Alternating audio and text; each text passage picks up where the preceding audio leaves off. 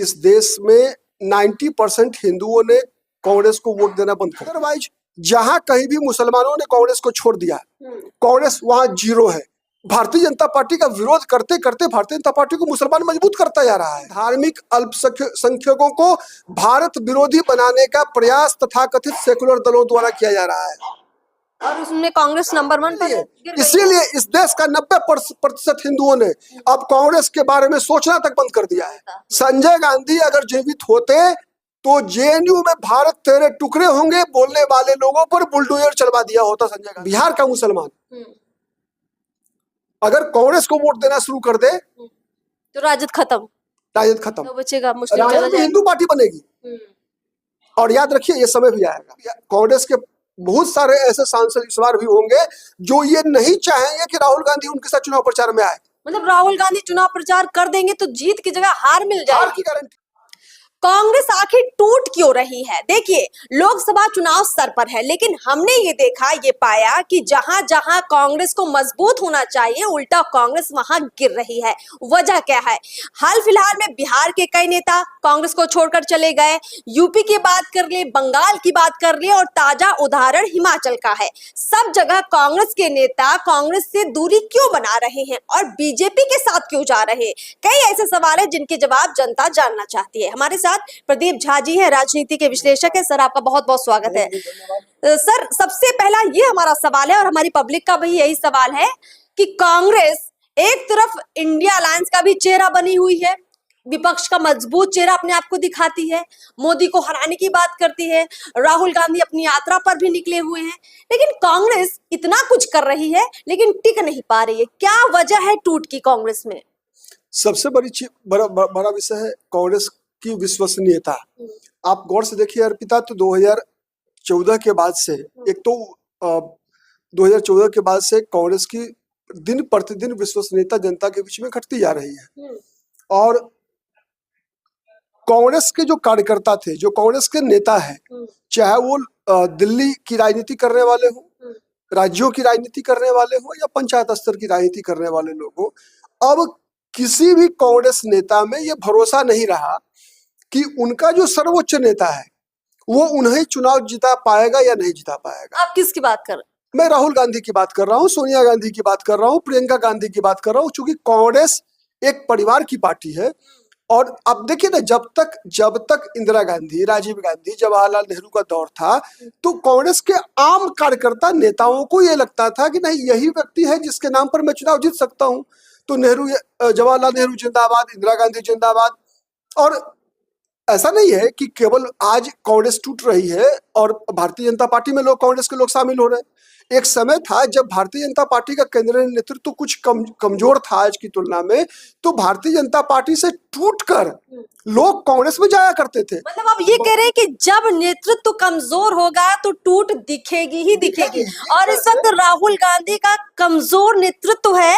राहुल गांधी सबसे बड़े नेता है कांग्रेस के, लेकिन छोटे कांग्रेस के नेताओं को भरोसा तक नहीं दिला पा रहे हैं। निश्चित, केवल केंद्रीय नेतृत्व ही नहीं बल्कि राज्यों में भी देख लीजिए आप, राज्यों में भी जो कांग्रेस के छत्रप हुआ करते थे, जिस मजबूती से पहले काम किया करते थे, वो आज एकाध अपवाद छोड़ दीजिए आप, तो अपवाद को छोड़कर जैसे राजस्थान में भारतीय जनता पार्टी ने सचिन पायलट के माध्यम से प्रयास किया गहलोत की सरकार को गिराने का, लेकिन बीजेपी सरकार नहीं गिरा पाई।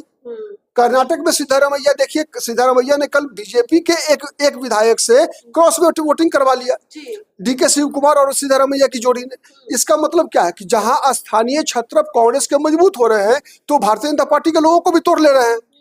लेकिन जहां राहुल गांधी की चलती है वहां कांग्रेस डूबती है। निश्चित रूप से न केवल राहुल गांधी केंद्रीय नेतृत्व बल्कि राज्यों में भी जो नेतृत्व है कांग्रेस के पास। आज आप देखिए बिहार में, हम बिहार के लोग रहने वाले लोग हैं, बिहार में एक भी ऐसा व्यक्ति बताइए जो कांग्रेस के किसी भी नेता को विधानसभा का चुनाव भी जितवा के ला सके। एक व्यक्ति नहीं है आज के दौर में। 90 से पहले की बात देखिए तो डॉक्टर जगन्नाथ मिश्रा हुआ करते थे, उससे पहले कई लोग, कृष्णा शाही, राजो सिंह, राम लखन सिंह यादव, रामजपाल सिंह यादव, ठीक है, डूमर लाल बैठा, जैसे कई कांग्रेस के ऐसे नेता हुआ करते थे जो कि न केवल खुद जीता करते थे बल्कि कई विधायकों को चुनाव जिता कर लाया करते थे। वो हैसियत राहुल गांधी में नहीं बची है। न केवल न केवल राहुल गांधी में बल्कि स्थानीय स्तर पर क्षेत्रफों में भी नहीं बची है। नहीं तो जब नेता ही नहीं तगड़ा है तो फिर बाकी तो क्या करेंगे? स्वाभाविक है, स्वाभाविक है। सबसे उसका सबसे जैसे आप अगर गौर से देखिए तो आज से एक सप्ताह पहले मीडिया में ये चर्चा चल रही थी कमलनाथ पार्टी छोड़कर जाने वाले। पूरी चर्चा थी, लग रहा था कि क्या हो जाएगा। कमलनाथ हाँ। जिसे इंदिरा गांधी का तीसरा पुत्र कहा जाता था, अगर वो व्यक्ति भी पार्टी छोड़कर जाने की बात करता है, सोचता भी है, तो अब किसकी असफलता है? राहुल गांधी का 2014 से लेकर 2020 तक का जो एक दौर था राजनीति में, उसमें देखिए राहुल गांधी के साथ 3-4 यूथ हुआ करते थे, युवा नेता हुआ करते थे देश के। ज्योतिरादित्य सिंधिया, मिलिंद देवरा, ठीक है, नवीन जिंदल, उसके बाद जितिन प्रसाद। आज ये सभी लोग कहाँ हैं? ये सब तो ज्यादातर बीजेपी के पास ही लगते हैं। सभी के सभी एक सचिन पायलट को छोड़कर सभी के सभी, सुष्मिता देव असम की आज ममता बनर्जी के साथ है, क्योंकि सुष्मिता देव में को ये भरोसा है कि ममता बनर्जी मुझे चुनाव जितवा सकती है, राहुल गांधी चुनाव नहीं जितवा सकते। उल्टा राहुल गांधी के नाम के कैंडिडेट होने के कारण राहुल गांधी अगर हमारा प्रचार करेगा तो मैं चुनाव हार जाऊंगी।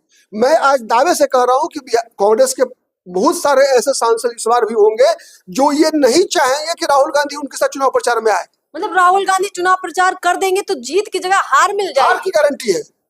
मोदी की जीत, गांधी चुनाव में हार की पक्की गारंटी देता है कांग्रेसियों को, इसीलिए कांग्रेस छोड़कर भाग रहे हैं। यानी ये वो मौसम चल रहा है जहां मोदी की जीत की गारंटी एक तरफ हवा में है और दूसरी तरफ राहुल गांधी की हार की गारंटी हवा में। आप ये कह रहे हैं? निश्चित रूप से देखिए, और केवल कांग्रेस की बात क्यों करती है आप जो जिस पार्टी में नेतृत्व कमजोर है, हर पार्टी के लोग छोड़कर भाग रहे हैं। देखिए कांग्रेस की बात इसलिए हमने उठाई क्योंकि कांग्रेस ही सबसे पुरानी इस देश की पार्टी है। ऐसी पार्टी है जो आजादी की पहले की पार्टी है। कांग्रेस का सबसे ज्यादा शासन इस देश के अंदर रहा है और राहुल गांधी अभी भी कांग्रेस के वो लीडर हैं जो गांधी परिवार से आते हैं।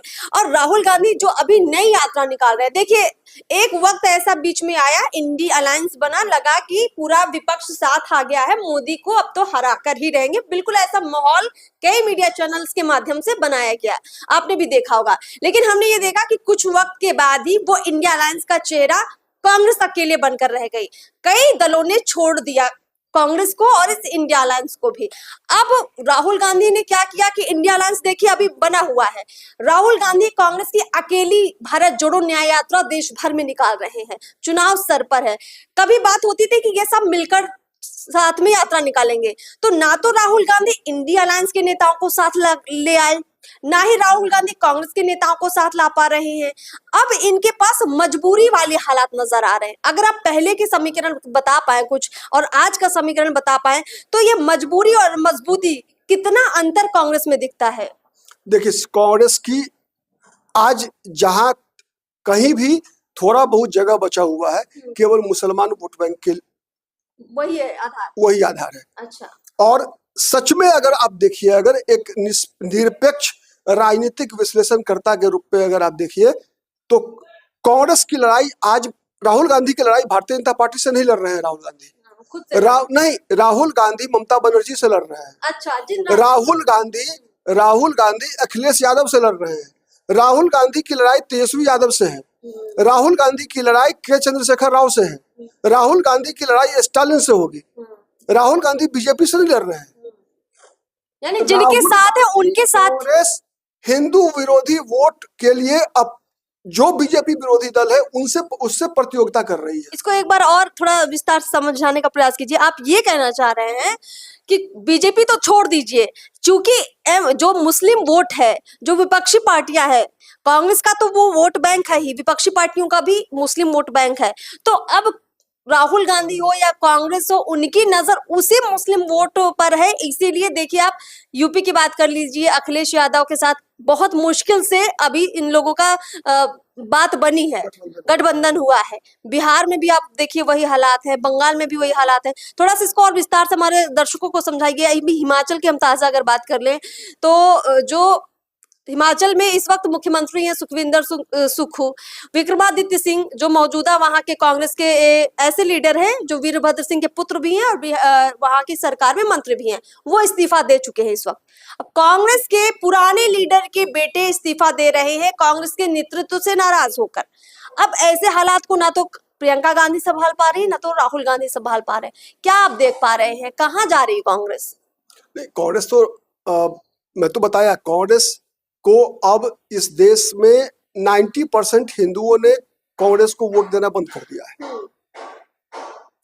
अच्छा, अगर हम आपसे कांग्रेस का वोट आज के दौर, अगर आप देखिए 2019 के इलेक्शन को देखिए, या पार्लियामेंट्री इलेक्शन, और उसके बाद जितने भी विधानसभा चुनाव हुए हैं, अगर आप गौर से देखेंगे अगर, तो मुस्लिम वोट बैंक जहां कहीं भी कांग्रेस के साथ इकट्ठा होकर गया है, वहीं पर कांग्रेस का प्रदर्शन थोड़ा सुधरा हुआ दिखेगा आपको, या तो सत्ता में है या मुख्य विपक्षी दल है। अदरवाइज जहां कहीं भी मुसलमानों ने कांग्रेस को छोड़ दिया, कांग्रेस वहां जीरो है। मुसलमानों ने उत्तर प्रदेश में छोड़ दिया, कांग्रेस जीरो। बंगाल में मुसलमानों ने कांग्रेस को छोड़ दिया, कांग्रेस लगभग जीरो। बिहार में अगर कांग्रेस तेजस्वी से अलग होकर लड़े तो कांग्रेस को 0 सीट मिलेगी बिहार में भी। आप देखिए तो कहां है कांग्रेस? कांग्रेस कहीं नहीं है। 17% मुसलमानों के वोट की लड़ाई कांग्रेस लड़ रही है। यानी अब देश का मुस्लिम भी कांग्रेस को छोड़ रहा है। छोड़ नहीं रहा है, कांग्रेस को तो वोट दे ही रहा है, क्योंकि मुसलमानों के पास भी कोई विकल्प नहीं है। मुसलमानों ने अपनी ऐसी स्थिति बना ली है भारतीय जनता पार्टी के विरोध में, वो भारतीय जनता पार्टी का विरोध करते करते भारतीय जनता पार्टी को मुसलमान मजबूत करता जा रहा है, क्योंकि वो हिंदू को इकट्ठा कर रहा है। हाँ, चूंकि मुसलमान एक साइड पोलराइजेशन होता है मुस्लिमों का, तो उसका काउंटर पोलराइजेशन होता है देश में ना, हर क्रिया का प्रतिक्रिया होगा। भारतीय जनता पार्टी की सरकार नरेंद्र मोदी के नेतृत्व में कुछ भी अच्छा करती है, जब कोई भी अच्छा काम करती है मुसलमानों के लिए भी अच्छा करती है, लेकिन मुसलमान उसे पसंद नहीं करते। मुसलमानों को बीजेपी से नफरत है, मुसलमानों की बीजेपी की नीतियों से नफरत नहीं है, मुसलमानों को मोदी से नफरत है। सिर्फ विचारधारा से कह सकते हैं, काम से दिक्कत नहीं है। व्यक्ति से नफरत है, नाम से नफरत है, काम से नफरत नहीं है। अगर मैं ये कहना नहीं चाहता, क्योंकि यहाँ जो हम लोग, जो हमारा जो विषय है वो कांग्रेस से संबंधित है, लेकिन सच्चाई यही है कि कांग्रेस अब खत्म होती जा रही है, और जितने दिन राहुल गांधी रहेंगे मुझे नहीं लगता। चलो देखिए यहाँ पर एक जिक्र करते हैं, आपको याद होगा पिछले दिनों जब विधानसभा चुनाव हो रहे थे देश के अंदर, तेलंगाना में एक बड़ा बदलाव दिखा कि वहां पर केसीआर को हटाकर कांग्रेस के मुख्यमंत्री बन गए। ठीक है, तो ऐसा लगा उसका एक कारण था कि तुष्टीकरण करने में, मुसलमानों का तुष्टीकरण करने में केसीआर पर राहुल गांधी इस बार भारी पड़े। वहां भी मतलब वही खेल खेला गया तुष्टीकरण का। निश्चित रूप से अगर तुष्टीकरण की राजनीति में मुसलमानों को बरगलाने में केसीआर पर राहुल गांधी भारी पड़े।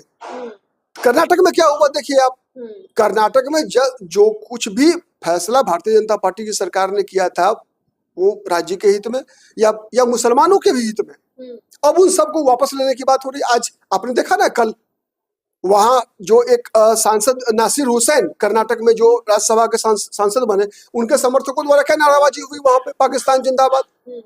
तो कांग्रेस का जब प्रत्याशी चुनाव जीतता है और नारेबाजी होती है पाकिस्तान जिंदाबाद, तो इस देश से प्रेम करने वाले लोग कांग्रेस को कैसे वोट दे सकता है? तो ये कांग्रेस के अंदर क्यों नजर आता है? कांग्रेस के लोग हो, कुछ लेफ्ट के लोग हो, ये इनको पाकिस्तान से क्या प्रेम निकल के आ जाता है बाहर? नहीं, पाकिस्तान से प्रेम हो चाहे नहीं हो, ये इन्हें वोट से प्रेम है केवल। ये ना मुसलमानों के हैं, ना हिंदुओं के हैं, ना क्रिश्चियन के हैं, ना भारत के हैं, ये किसी के नहीं, ये केवल कुर्सी के लिए लड़ाई लड़ रहे हैं। नहीं, पाकिस्तान का नाम लेके कांग्रेस के कुछ नेता ये दिखाने का प्रयास करते हैं कि हम मोदी विरोधी हैं। नाम लेकर मुसलमानों को खुश करना चाहते हैं। इस देश का मुसलमान पाकिस्तान के साथ है? नहीं, कहीं ना कहीं भावनात्मक रूप से तो है, इसमें कोई दो मत नहीं है। मतलब उनको लगता है हम किराए के घर पे हैं? नहीं, उनको लगता है कि पाकिस्तान भी हमारा है, हिंदुस्तान भी हमारा है। ये लगता है तो अच्छी बात है, इसमें कोई बुराई नहीं है। ये तो एक अच्छी बात है कि अच्छी बात नहीं है, बहुत खतरनाक बात है ये बहुत ही खतरनाक है। ज्यादा भारत को मानते हैं तब तो अच्छी बात है ना? ये खतरनाक है, ये भारत को भी पाकिस्तान बनाना चाहते हैं। अच्छा, ये तो बहुत आप आतंकवाद की बात कर रहे हैं। को भी पाकिस्तान बनाना चाहते हैं, और उन ताकतों को पहचान पाने में भारत के तथाकथित सेकुलर दल अक्षम साबित हो रहे हैं, या फिर सक्षम भी हैं, तो जानबूझकर आपराधिक, मैं आरोप लगा रहा हूं, आपराधिक रूप से नजरअंदाज कर रहे हैं। अच्छा, यानी ये कई पार्टियां जानबूझकर इस जो ये माहौल है इसको और बढ़ा रही है। जानबूझकर इस देश के धार्मिक अल्पसंख्यकों को भारत विरोधी बनाने का प्रयास तथाकथित सेकुलर दलों द्वारा किया जा रहा है, और उसमें कांग्रेस नंबर 1 पर है। निश्चित कांग्रेस सबका नेतृत्व कर रही है, और कांग्रेस इसी तरह का नेतृत्व करते करते इसीलिए इसीलिए इस देश का 90% हिंदुओं ने अब कांग्रेस के बारे में सोचना तक बंद कर दिया है, क्योंकि हिंदू समझ गए हैं देश के कि कांग्रेस की दशा और दिशा क्या हो रही है देश के अंदर। तो कांग्रेस अपनी ही लड़ाई लड़ रही है। हमको तो ऐसा ही लग रहा है कि कांग्रेस भले ये दिखाने का प्रयास कर रही हो कि वो बीजेपी के खिलाफ है, वो मोदी के खिलाफ है, या वो अन्य राज्यों में अन्य पार्टियों के खिलाफ है, पर ऐसा लग रहा है कि कांग्रेस अब उस क्षण में पहुंच गई है जहां कहते हैं ना शरीर में खुद रोग हो गया है, और उस रोग से लड़ते लड़ते कांग्रेस इतनी क्षीण हो चुकी है कि उसे समझ नहीं आ रहा कि इसका सही इलाज क्या है। खुद डॉक्टर बन के सही इलाज नहीं कर पा रही कांग्रेस।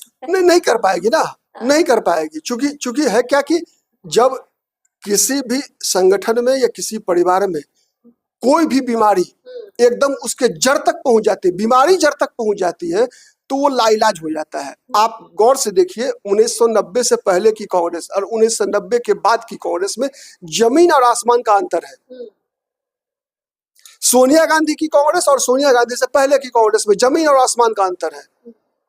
आपने कभी कल्पना किया था क्या कि जब जवाहरलाल नेहरू विश्वविद्यालय में भारत तेरे टुकड़े होंगे इंशाअल्लाह इंशाअल्लाह, और उस पर जब पुलिस कार्रवाई होती है तो कांग्रेस का राष्ट्रीय अध्यक्ष वैसे लोगों के समर्थन में वहां पर पहुंच जाए धरना देने के लिए? ऐसी कल्पना आप इंदिरा गांधी से करती थी क्या? बिल्कुल नहीं। राजीव गांधी से करती थी क्या? संजय गांधी होता तो बुलडोजर चलवा देता। बिल्कुल चलवा देता। संजय गांधी अगर जीवित होते तो जेएनयू में भारत तेरे टुकड़े होंगे बोलने वाले लोगों पर बुलडोजर चलवा दिया होता संजय गांधी ने। तो इंदिरा गांधी के दौर से, संजय गांधी के दौर से, ये राहुल गांधी का जब से दौर आया है, कांग्रेस धरातल पर तो आई है, वैचारिक रूप से भी आ चुकी है। राहुल गांधी का दौर तो है, लेकिन राहुल गांधी से पहले ये सोनिया गांधी का दौर है। आप अंतर समझिए, सोनिया गांधी और संजय गांधी में जमीन और आसमान का अंतर है। वो देश को देश मानते थे, आप ये कहना चाह रहे हैं कि ये भारत को, भारत की जो संप्रभुता है, भारत की अखंडता, जो एकता है, उस भाव को क्या सोनिया गांधी समझ नहीं पाई है? नहीं समझ पाएगा। कोई भी गैर हिंदुस्तानी व्यक्ति भारत को नहीं समझ पाएगा।